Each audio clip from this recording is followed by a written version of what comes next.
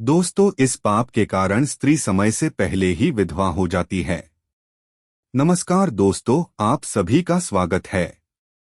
दोस्तों, इस वीडियो को लाइक जरूर करें और अगर आप चैनल पर नए हैं तो शास्त्र सनातन ज्ञान चैनल को सब्सक्राइब करें। अगर आप श्री विष्णु के भक्त हैं तो इस वीडियो को व्हाट्सएप फेसबुक पर शेयर जरूर करें ताकि श्री विष्णु आपकी हर एक मुराद को पूरा करेंगे। तो वीडियो को अभी के अभी शेयर जरूर कर दे, साथ ही साथ एक लाइक तो जरूर करिएगा। नमस्कार दोस्तों, भगवान विष्णु और माँ लक्ष्मी क्षीर सागर में शेषनाग की शैया पर बैठे हुए थे। तब माता लक्ष्मी के मन में जिज्ञासा हुई और उन्होंने भगवान श्री विष्णु से प्रश्न किया, हे प्रभु, किस कारण से एक स्त्री समय से पहले विधवा होती है? ऐसा कौन सा पाप है जो एक पतिव्रता नारी को भी विधवा बना डालता है? क्या स्त्री के विधवा होने के संकेत पहले से मिलते हैं तथा स्त्री का वह कौन सा अंग है जिससे यह पता चलता है कि स्त्री विधवा होगी या नहीं? इस प्रकार से प्रश्न पूछने पर भगवान विष्णु कहते हैं, प्रिय, तुमने उचित ही प्रश्न किया है। यह सत्य है कि कुछ स्त्रियों के भाग्य में जल्दी विधवा होना लिखा हुआ होता है, चाहे वह पतिव्रता ही क्यों ना हो, किंतु एक पाप के कारण स्तरीय विधवा बनती है और स्त्री के शरीर का एक अंग उसके विधवा होने का संकेत भी देता है। भगवान विष्णु कहते हैं, हे देवी, तुम्हें इस परम गोपनीय सत्य को बताने से पहले मैं तुम्हें एक कथा सुनाता हूँ। इस कथा में तुम्हें तुम्हारे सभी प्रश्नों के उत्तर मिल जाएंगे, इसीलिए तुम इस कथा को ध्यान से सुनना। दोस्तों, भगवान विष्णु ने माता लक्ष्मी को एक अत्यंत सुंदर कथा सुनाई है। इस कथा के माध्यम से भगवान ने समस्त मानव जाति के कल्याण के लिए कई महत्वपूर्ण उपदेश दिए हैं, इसीलिए आप इस कथा को पूरा जरूर सुने। इस कथा को आधा अधूरा सुनना पाप माना जाता है। तो चलिए शुरू करते हैं। दोस्तों, एक समय की बात है, मध्य देश में एक अत्यंत धनवान सेठ रहा करता था। उसका एक पुत्र और 3 पुत्र यहाँ थी। उसकी तीनों पुत्रियों का विवाह अच्छे और धनवान घराने में हो गया था, किंतु सेठ की एक पुत्री को दुर्भाग्य का सामना करना पड़ा। उसकी एक पुत्री विवाह के कुछ ही वर्षों के बाद विधवा हो गई और अत्यंत दुख में जीवन बिताने लगी। उस विधवा स्त्री का नाम था सुकन्या। सुकन्या अत्यंत सुंदर, गुणवान और पतिव्रता नारी थी, किंतु उसके भाग्य में जो अशुभ लिखा हुआ था वही उसके साथ घटित हो गया। सुकन्या के पति ने विवाह के समय केवल सुकन्या का सुंदर रूप और उसके पिता की धन संपत्ति देखी थी, जिस कारण से उसे भी जल्दी ही शरीर का त्याग करना पड़ा। बचपन से ही सुकन्या के शरीर के अंगों पर उसके विधवा होने के लक्षण दिखाई दे रहे थे, लेकिन किसी ने उस पर ध्यान नहीं दिया था। सुकन्या के पिछले जन्म के कर्मों के कारण उसे इस जन्म में विधवा होना पड़ा था। भगवान विष्णु कहते हैं, हे देवी, अब मैं तुम्हें सुकन्या के पूर्व जन्म की कहानी सुनाता हूँ, उसे तुम ध्यान से सुनो। सुकन्या का पिछले जन्म में एक ब्राह्मण के घर पर जन्म हुआ था। उसका नाम था कलावती। वह ब्राह्मण राजा को अत्यंत प्रिय था, जिस कारण से ब्राह्मण का घर धन धान्य से भरा हुआ था। उसके पास बहुत सारी धन संपत्ति थी, जिससे ब्राह्मण बहुत ही उन्नत और घर वेस्ट बन गया था। वह ब्राह्मण अपनी पुत्री कलावती से बहुत प्रेम करता था, क्योंकि वह उसकी इकलौती पुत्री थी। कलावती बहुत ही सुंदर थी और पिता के लाड़ प्यार से वह भी बिगड़ चुकी थी। उसके पिता उसकी हर इच्छा को पूर्ण करते थे, उसे कभी किसी चीज की कमी नहीं पड़ने दी। कलावती ने अपने जीवन में कभी दुख नहीं देखा था और उसे अपनी सुंदरता पर भी अत्यधिक घमंड था। फिर जब कलावती जवान हुई तो उसके पिता ने उसका विवाह करने का सोचा, लेकिन उसकी एक शर्त थी कि जो कलावती से विवाह करेगा वह उसके साथ उसके पिता के घर में रहेगा, अर्थात घर जमाई बनकर रहेगा। ब्राह्मण ने अपने सभी रिश्तेदारों को यह बात बता दी और चारों तरफ यह बात फैल गई। कई विद्वान और ज्ञानी पंडित कलावती के घर पर उसे देखने के लिए आ गए, लेकिन कलावती ने किसी को भी पसंद नहीं किया। कलावती ने कई विद्वान ब्राह्मणों को अपमानित करके घर से बाहर निकाल दिया। फिर एक दिन एक अत्यंत सुंदर ब्राह्मण भिक्षा मांगने के लिए कलावती के घर पर आया, जिसे देखकर कलावती उस पर मोहित हो गई और अपने पिता से कहने लगी कि वह उसी भिखारी ब्राह्मण से विवाह करेगी।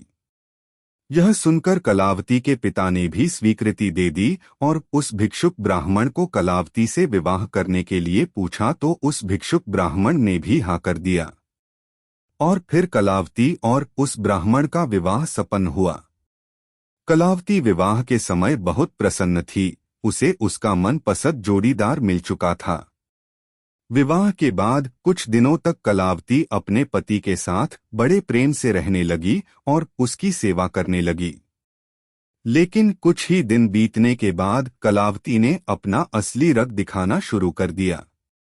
कलावती अपने पति को नौकर की तरह समझने लगी, उसकी आज्ञा का पालन करने की जगह पर उसे ही आज्ञा देने लगी। कलावती अपने पति को भी उसके नाम से बुलाने लगी। खुद अपने पति के पैर दबाना छोड़कर अपने पति से ही खुद के पैर दबाने लगी। कलावती स्वेच्छाचारी नहीं थी, वह पति को बिना बताए ही घर से बाहर चली जाती, कभी पति की कोई बात नहीं मानती थी, पति से पहले ही भोजन करती थी, किसी भी धार्मिक कार्य में पति के साथ नहीं बैठती थी और अकेले ही मौज करती थी। अपनी पत्नी के ऐसे व्यवहार को देखकर कलावती का पति बहुत दुखी रहने लगा। उसने कलावती को बहुत समझाने की कोशिश की, लेकिन वह कभी नहीं मानी। कलावती अपनी ही मनमानी करती रहती थी। कलावती की माता ने भी उसे समझाने का प्रयास किया कि स्त्री को अपने पति के साथ ऐसा व्यवहार नहीं करना चाहिए, लेकिन कलावती अपनी माँ की बात कभी नहीं मानती थी और वह जानबूझकर अपने पति को अपमानित करती रहती थी। दिन रात पति की बुराई करना, उसे अपशब्द कहना, उसे नाम लेकर बुलाना आदि प्रकार के निंदित कार्य वह रोज करती थी। कलावती का पति भी उससे बहुत परेशान हो गया था। फिर एक दिन उसने बहुत विचार किया और कलावती को छोड़कर जाने का निश्चय किया। कलावती का पति बिना किसी को बताए ही अपने घर को छोड़कर चला गया। उसने कलावती का त्याग कर दिया और वन में जाकर तपस्या करने लगा, क्योंकि शास्त्र यही कहते हैं कि बुद्धिमान मनुष्य को दुष्ट और स्वेच्छाचार नहीं पत्नी का त्याग कर देना चाहिए, अन्यथा वह भी उसके पाप का भागीदार बनता है। कलावती का पति वन में जाकर तपस्या करने लगा। कलावती ने भी अपने पति को खोजने की कोशिश नहीं की और बड़े मौज से अपने ही घर में रहने लगी। कलावती की माता ने उसे बहुत समझाया कि वह अपने पति से विनती करके उसे वापस घर पर लेकर आए, लेकिन कलावती कह जाने 2 माह, वैसे भी मेरा भिखमगा पति किसी काम का नहीं है, उससे विवाह करके मैंने उस पर उपकार ही किया था, लेकिन वह मूर्ख मुझे ही छोड़कर चला गया है। ऐसे मूर्ख पति के साथ रहने से अच्छा है मैं अकेली ही रह लूं। मैं इतनी सुंदर हो कि कोई भी पुरुष मुझसे विवाह कर लेगा। कलावती की ऐसी बातें सुनकर उसकी माँ भी दुखी रहने लगे। उधर कलावती का पति ध्यान मग्न होकर तपस्या करने लगा और सांसारिक बंधनों से मुक्त होकर ईश्वर की भक्ति में लगा रहा। फिर कुछ दिनों बाद कलावती के पिता के साथ अशुभ घटना घटी। उसे राजमहल में चोरी करते हुए सिपाही ने पकड़ लिया और राजा को इसकी खबर दी। राजा उस पर बहुत क्रोधित हुए और उसका सारा धन संपत्ति छीनकर उसे गृह में डाल दिया। सब कुछ छीन जाने के कारण कलावती बहुत गरीब हो गई। उसकी माँ और कलावती अब दूसरों के घर पर काम करने के लिए जाने लगे। कलावती के पिता तो कारागृह में बंद थे, तो उसे और उसकी माँ को सारा काम करना पड़ रहा था। तब कलावती को अकेलापन सताने लगा। घर में कोई पुरुष नहीं था, इसीलिए उनकी रक्षा के लिए भी कोई नहीं था। अब कलावती को अपने पति की याद आने लगी, लेकिन कलावती का पति तो वन में सन्यासी बनकर बैठा था। फिर कलावती अपने पति को ढूंढने के लिए वन में चली गई, लेकिन उसे उसका पति कहीं पर भी नहीं मिला। वह वन में हर तरफ घूमने लगी, लेकिन उसे उसका पति नहीं मिला। फिर वह एक जगह पर विश्राम करने बैठे तो अचानक उस स्थान पर एक शेर आ गया और उसने कलावती पर हमला कर दिया और उसी क्षण कलावती के प्राण चले गए। मृत्यु के बाद 2 यमदूत कलावती को घसीटते हुए यमलोक ले गए। यमलोक में जब कलावती यमराज के सामने जा पहुंची तो यमराज ने उसके पाप और पुण्य का मूल्यांकन किया। यमराज कहने लगे, यह तो अत्यंत पापी स्त्री है, इसने कभी अपने पति का सम्मान नहीं किया, इसने बार बार केवल अपने पति का अपमान ही किया है। यह उसका नाम लेकर बुलाती थी और अपने पति के साथ नौकर की तरह व्यवहार करती थी। ऐसी दुष्ट स्त्री को तो नरक में भेजना चाहिए। फिर कलावती नरक में चली गई। अनेक वर्षों तक नरक में सजा भुगतने के बाद कलावती को अपने पूर्व जन्म के कर्मों का प्रायश्चित करने के लिए फिर से मनुष्य जन्म प्राप्त हुआ। जो पाप कलावती ने किए थे, उसी पाप के कारण कलावती के शरीर पर विधवा होने के लक्षण प्रकट हुए थे। भगवान विष्णु कहते हैं, हे देवी, अब मैं तुम्हें उन चिन्हों के बारे में बताता हूँ जिस स्त्री के अग पर ऐसे चिंता प्रकट होते हैं। वह स्त्री समय से पहले विधवा होती है।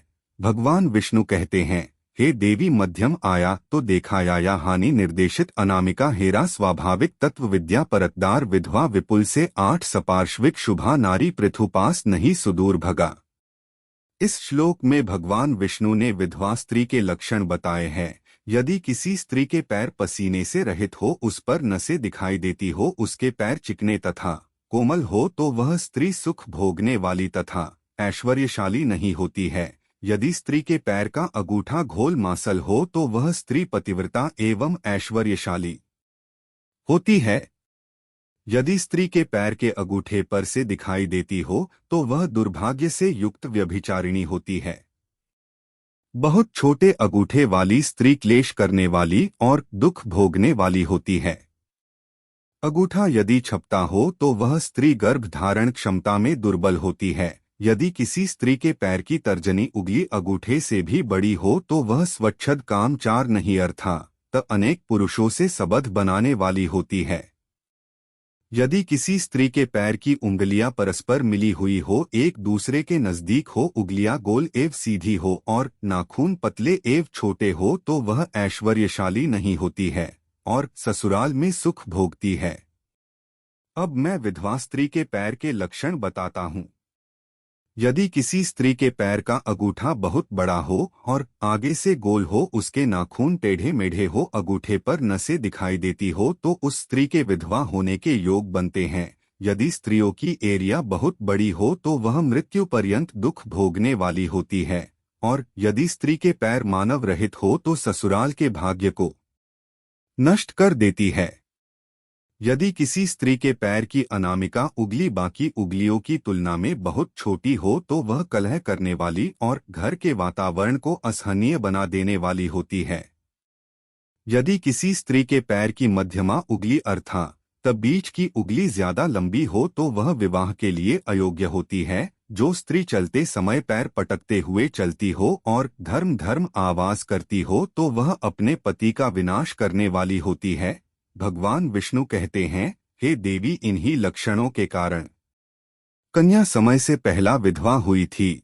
पिछले जन्म के कर्मों के कारण ही स्त्री के विधवा होने के योग बनते हैं। जो स्त्री अपने पति का अपमान करती है, उसका नाम लेकर बुलाती है तथा उसके भोजन करने से पहले ही भोजन करती है, तो वह स्त्री निश्चित ही समय से पहले विधवा होती है।